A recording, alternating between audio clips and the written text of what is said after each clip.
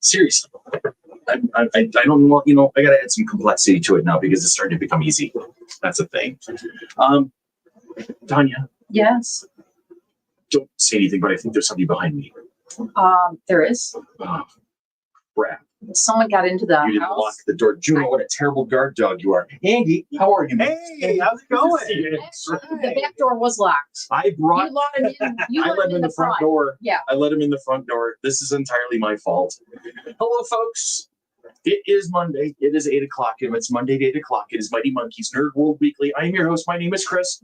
With me, as always, is the lovely and vivacious Tanya Metris. No, not tonight. And tonight, our budding young producer, Andrew Cantabini. Cantabini? Did I pronounce it correctly? Cantabini, which means good singer. Good to meet you guys. Like to see you. I will not be singing. You will not be singing, though. But your name says Cantabini. Good singing good. Just because he can't sing doesn't mean he won't sing. That's your motto. That's my motto. That's your motto in life right there. How you doing, Peter? Good to see you, man. So, Andy's here for a couple of reasons. One, I want to publicly say what a bang-up job you've been doing helping Tanya and I getting things going this season on Nerd World Weekly. When we don't know what we're going to talk about, you've got this great list. You've been updating on the spot.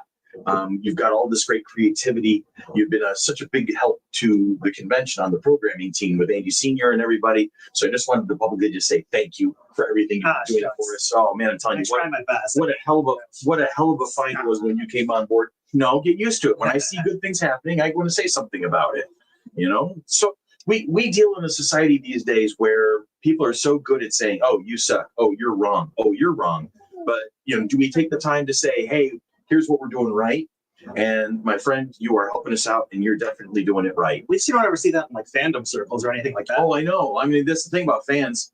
They would never actually say anything nice about the shows they claim to like. That's why I don't actually, as of 2 or 3 days ago, I am no longer on any Doctor Who social media boards at all. Oh, wow. I have removed myself from all of them at this point. Peter's asking about if we've seen Squid Games 2. I think Squid Game 3 already came out. I haven't seen the first one. I have never seen any of Squid Games. I know it exists. I know the basic premise, but it's just not one of those things that's captured my attention. Peter, have you partaken of Squid Game? I have. You might want to do a little spiel about that sometime. All right. So we'll do a little. They did 3 seasons, completed the story, and supposedly David Fincher is doing an American adaptation of it as well. Oh, good. I can only imagine what an American version of that type of a thing would look like.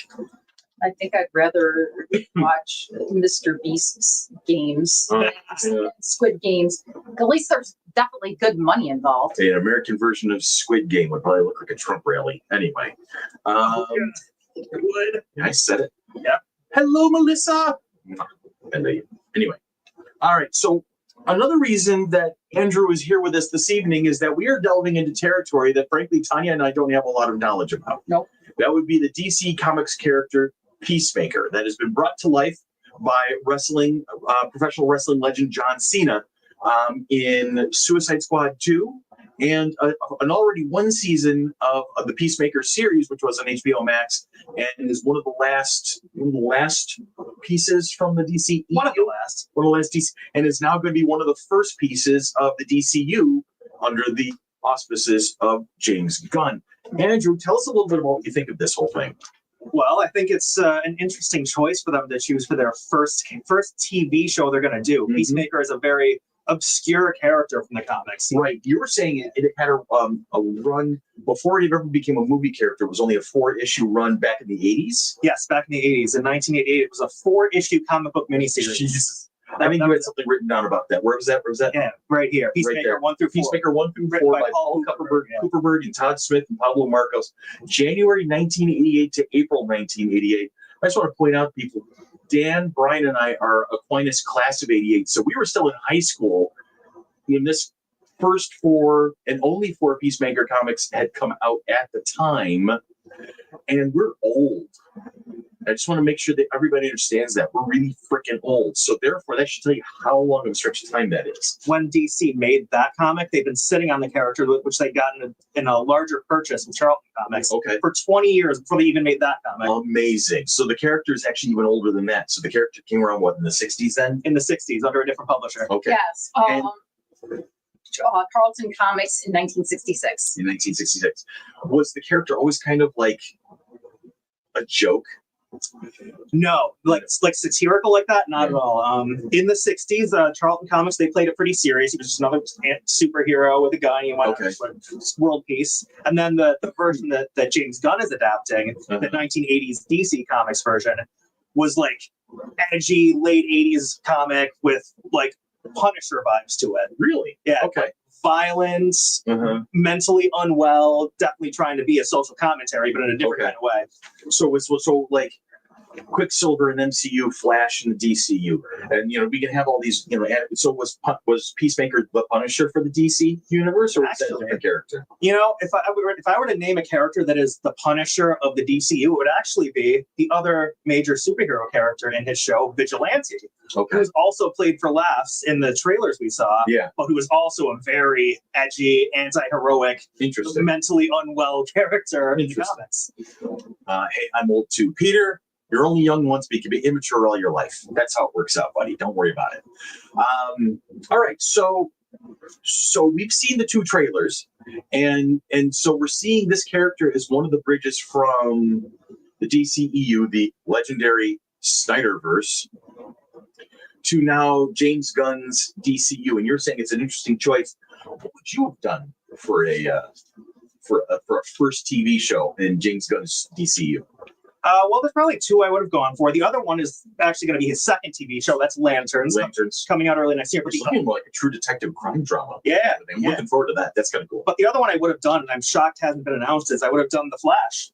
Okay. Well, we were talking about that before we went on the app. The Flash. The fact that there's no Flash anything announced on the schedule, and James even said we probably won't see him for a while, was surprising to me. He's one of their one of their A-list characters. Yeah, one of their A-list, one of their original Justice League kind of guys. Yeah.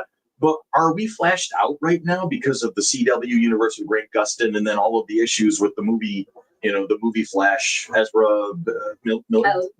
Ezra Miller? Yeah. I mean, maybe, but it's a reboot. Just treat it like a reboot, right? Start from the beginning. Yeah. Another Flashpoint. Oh, we've done this before. It's new universe, new franchise, new context. Mm-hmm.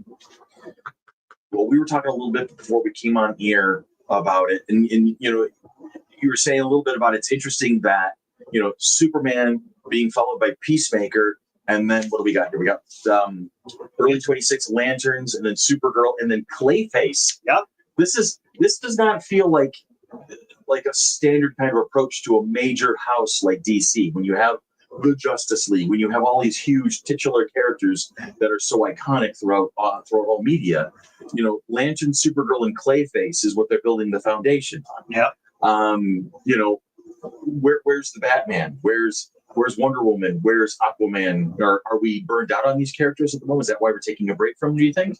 Well, I know that, Matt Reeves, the director, he has his own separate Batman series going, and I think that's part of why James Gunn isn't really rushing on that one. Okay. Yeah, even though he said they're going to coexist. Right. And they're not going to coexist. In terms of what movies are coming out. Got it. And in the landscape of what's in theaters, they'll coexist. And as we were saying before, James Gunn is not a dick. Right. So, having his own Batman would be a dick move at this point, and making a big deal about it, because then he's overshadowing Matt Reeves' Batman with Robert Pattinson, and so I think that's probably, you're right. I think that's why a really good reason why he's holding off on that, because he's going to give Matt Reeves a chance to make his impact, and then he'll say, oh, by the way, I'm adding in here this, that, and the other thing. At this point, do you think that maybe they're working on a Batman movie at this time? Oh, they said they have. They're working with director Andy Muschietti. Andy Muschietti. Now, that name sounds familiar. What's he done? He's done the Flash movie, and then before that, he was known for the movie Mama, like a horror film way back. Oh, okay. He's actually a really good director. He did. Okay. I want to say he's also the director behind It, the two-part It, not the '90s miniseries. The theatrical. Okay. All right, you got some good questions here, so I'm going to fire this one off.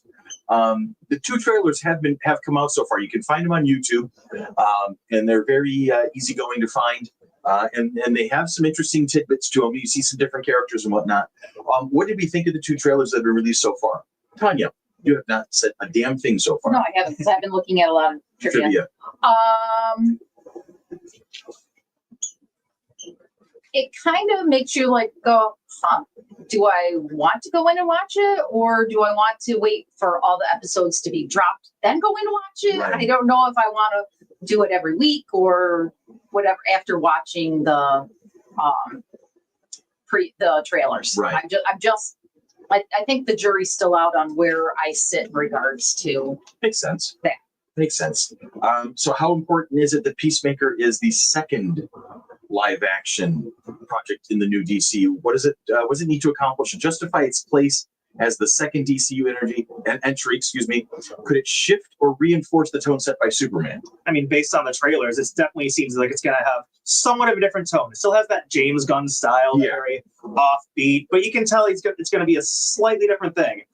But it's also not so different that, let's put it this way, he was able to be in Superman, the film, in a quick cameo. Didn't feel out of place. And I think we're going to see more of that. Think of how ridiculous that scene was, but for 8 episodes. Yeah. Well, season 2 takes place 1 month after the events of Superman. Yep. Okay. So it's only been a month. Okay. And this show's coming out when? When's it coming out? August 21st. August 21st. So, yep, right there. Okay, so a couple weeks away so far. Next. So now you got a lot of really good questions here. I'm just trying to think of which one to use next. What are our biggest hopes or concerns going into the series? Andrew, what do you think? I'm actually just really optimistic for it. I thought the trailers looked really good, and I think that since 8 episodes of television is a lot more time to establish a world than even one movie is. Yeah. And I think we're going to get a lot better sense of what the DC universe is going to look like under James Gunn just by watching these 8 episodes. Now, I mean, James Gunn has a history now. In when he was with the MCU, he took these basically relatively obscure kind of niche characters in the Guardians of the Galaxy and made them some of the powerhouses of the Avenger movies. Yeah. So you have him now working this magic. He's brought out the heaviest hitter possible of the DC universe with Superman, and I thought that was a great movie. We've talked about that recently already. It was just a fun movie, and I think more to the point, I love how people have reacted to the Superman movie. I've been watching social media, especially TikTok, seeing all these people reacting to various parts of it, and the punk rock is kindness punk rock and things like that, and Iggy Pop's music is all over social media right now, and so you're seeing a solid foundation has been built despite the naysayers who were just grabbing for all the wrong reasons. Now he's taking these again niche obscure characters and he's building an entire world around them. And I think it's very interesting to see how he's doing that. And it's like, is he trying to make lightning strike twice now? He did it for Marvel, and he's going to try and do it for DC on a grander scale. I have no doubt he can succeed at doing it again. I mean, Peacemaker is pretty much as obscure a character as you can get. Right. And I already get the sense that people are really excited for the show. A lot of them because the old DCEU version of Peacemaker, the first 8 episodes, people loved. It was, wouldn't say it had massive viewership, but the people that saw it was like critically acclaimed.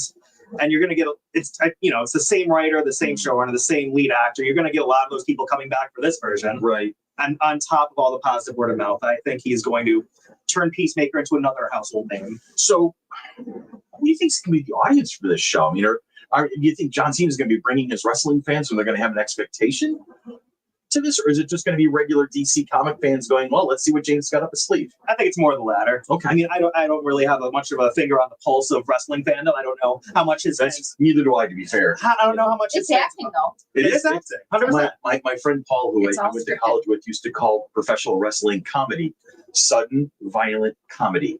And I cannot get that description out of my head to this day. And it is funny, all the parallels you can draw between the storytelling of professional wrestling to the storytelling of superhero comic books. Right. The fact that the storytelling is cyclical. People are good, they turn bad, or bad, they turn good. They retire, they come back, all those things. Yeah. That's cool.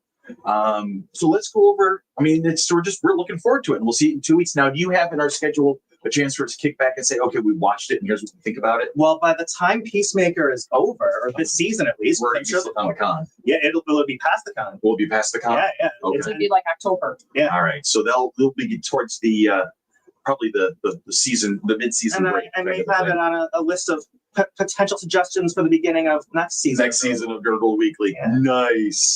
Nice. All right. So that's it for the DCU. I think they're kind of learning from Marvel overdosing people all over Disney Plus. I'm optimistic for it. So we've got the 2 big DC projects. Superman has been seen, Peacemaker's coming out, and then next year we've got Lanterns, Supergirl, and Clayface. Clayface, I keep focusing on that. It's like Clayface. Really? They said it's supposed to be like a body horror film. They got. I don't know. That's going to turn me I off. have to Honestly, look 'cause I'm up- not really big on that. I sort of have I thing. mean, as long as it's a good movie, right? Obviously, yeah. I mean, I want people. If it's for those of you who like this sort of thing, this is the sort of thing you like. I think that's probably going to be the way to look at it. Peter says, "Why do they put new people in the role played by previous actors like Batman?" Well, A lot of Adam West is no longer with us. That's true. It's going to come down to Peter. It's going to come down to availability, and it also is going to come to tenor. Think about the whole thing about Superman. James Gunn moved away from Henry Cavill and went with David Cornsweet because David Cornsweet had the ability to represent the Superman that James Gunn was envisioning. And that's not a commentary on Henry Cavill. We're not saying Henry Cavill's a bad actor. He's fantastic, and we love Henry Cavill. He's one of us. He's a geek, right? And we would love to see Henry Cavill succeed. However, I don't think, now that I've seen Superman, I don't think you can take him, Henry, and plug him into the James Gunn universe and get the same impact that David Cornsweet did as the part. I think it's not a good mix. Gunn wants to make his movie with his Superman. Gunn wants to make his kind of story. He wants to tell his story with his Superman, his vibe, Actors he cast. and actors he cast. And so that's going to happen a lot. I mean, how many James Bonds have there been?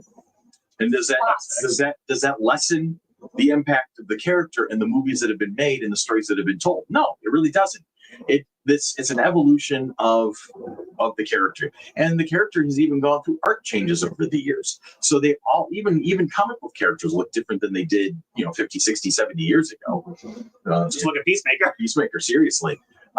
So why did they put new people in the role played by previous actors like Batman?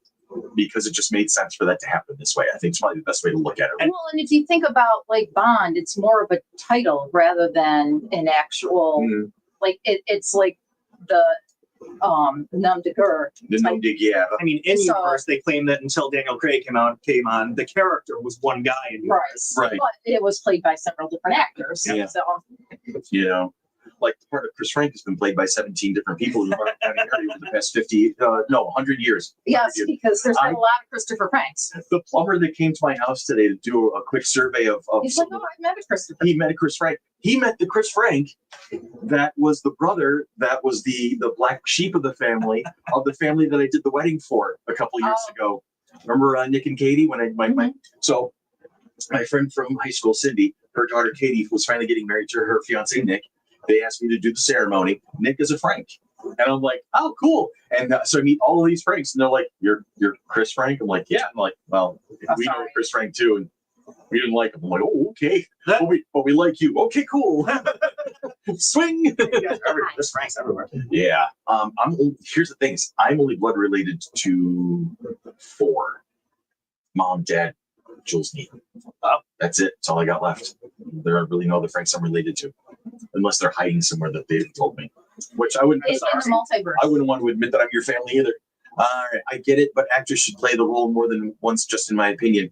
Peter, I get it. I respect your opinion. I just can't agree with it. 3 times. Yeah, Pattinson's going to get a chance to play Batman 3 times. But here's the thing: is Pattinson's Batman does not mesh with James Gunn's vision. He's not going to get hired. There's no superpowers in Matt Reeves' Batman world. See, so there you have it. It for some folks, continuity is a preference. I get it, but sometimes you're just going to have to kind of go with the tenor of what's being done. And you would think that different. It's also, excuse me, just to interrupt you real quick, and I apologize for that. Also, the actor might not want to keep doing it. I mean, look, Peter, you and I are Doctor Who fans. We would love it if David Tennant hung in there for 7, 8, 9, 10 years. Matt Smith, Peter Capaldi. I would love if Peter Capaldi had stayed for 7 years, right? But he stayed for 3. That's got cast in Star Wars, right? I wish Jodie Whittaker could have stayed for a while. I definitely wish Shooty Gatwa had done more than 2 seasons. But sometimes the actor just says, no, you know what? It doesn't matter. It doesn't matter what the audience wants. It's what the actor wants to do. So we have to kind of take that into account. I'm sorry. You go ahead. No. In regards to the comic books, different artists have depicted the characters just a little bit different. So therefore, maybe they're taking on that different tenor when they're casting different actors into that role. We're going to be getting a feast of that in Marvel Country in the ensuing years as they come up on Doomsday and their Secret Wars, and they're going to be diving into the multiverse with cement booties and just sinking into it, and we're going to see some crazy stuff happening. Apparently, there's another rumor right now that not only are you going to see most likely Robert Downey Jr. playing Doom and Tony Stark, but you're going to see 3 other people playing Tony Stark. So there's potential for 4 different Iron Men during the course of the Doomsday Secret Wars arc of the Avengers. Well, one of them be Black Widow. It's entirely feasible. Won't be Scarlett Johansson though. There's also a couple of there's a multiverse where Black Widow's still alive. Yeah. There's a couple of rumors that Tom Cruise is even going to be playing one of the permutations of Tony Stark. I've read that one, he's been fan cast for years as Tony Stark. I will to see that come through would be interesting. Oh, well, he'll run like that. The Tom Cruise run. I will say, at least now we can simultaneously have the shared DC Universe Batman and Matt Reeves, Robert Pattinson Batman at the same time, alternating years. Interesting. That's really never been a thing on that. Could be very interesting. Yeah, that could be very interesting. Different tenors, different takes. So they're not even mutually exclusive. You're still getting the other one. Yeah. So I think some people would be confused. They're like, okay, which one do I have? And how does that follow this? And this, and like, which one am I watching? And what? Yeah, I don't know exactly which one. I think that's going to be the challenge. Final thoughts. I'll probably wait until after con to start watching it. So you're going to binge it when more episodes are all out instead of going one. Potentially, because I have a lot of stuff to do for the con. Well, yeah, that's a thing. So that's definitely a thing. Final thoughts. Oh, I'm fully on board. You're on board, okay. I think other people really should be too. Now that this universe only has one movie and now a TV show so far, it's a great time for new fans to give it a shot. That is snazzy. See, that's the tagline. That's the way to look at it. This is a great chance to get your feet wet, something new. This could be great. So don't know what else to tell you at this point, but I think that's going to be a good way to end the show on right now. So, and again, I'm going to use my usual follow-up question. You're not comic chicking anymore for the time being, right? Not for the time being. No. Yeah, you'll be back in the winter time when you're cold and bored. Potentially. Yes. And you're going to let the boxes stack up. They're already stacking. Yes. They're definitely stacking. Anne's been opening G.I. Joe stuff. Friends, I know there's only a couple of you watching right now, and there may be a couple of you watching later on this evening. Tomorrow, Tuesday, the 12th of August, we will be having another volunteer meetup. Feel free to come and join us. If you just want to hang out, even if you don't want to volunteer, you just want to meet some of the board members and ask us questions about Flower City Comic Con, come and find us at the gazebos and at Genesee Valley Park in Rochester, New York. We will be in a particular across the river from the rec center. Correct. Across the river from the pool. From the pool, from the canoe launch. All right. So there's a whole bunch of gazebos and like there's pavilions and whatnot. Like a playground and things like that. Playground there. So that's where we'll be. We were inviting people to bring their dogs, but tomorrow the weather might be a little too hot. So it might be a good idea to leave Bumpy on the home side. Didn't think that there was water hookup. I don't think there's water hookup for the kiddie pool that Ann was thinking of doing. Unless you know something I don't, which typically happens. I don't know. I could drive down there and look, but I don't really want to after dark. Well, it was great to see you. Andrew, thanks for joining us, buddy. Appreciate it. Thank you very much for that. You'll be seeing this face a little bit more, hopefully, from time to time as things unfold. So you can always come see me at FC3 running the DC fandom discussion panel. There it is, right there. Do we know when that's going to be yet? Is that Saturday or Sunday? That is, you know what? I can just check real quick. You can check it out. It's not set in stone yet. It's not set in stone. It's not yet. The draft panel schedule will be coming out in the next week or so. We're going to get that posted up. All right. I want to say it's Saturday. We vamped another for you, so now you got to come through for us at this point. All right. I'm just going to say, because I'm pretty confident that it is set for Saturday. Saturday. Very nice. Well, for Tanya and for Andrew, for myself and for Juno, we hope you guys have a great week. Have a safe week, and we will talk to you again next week.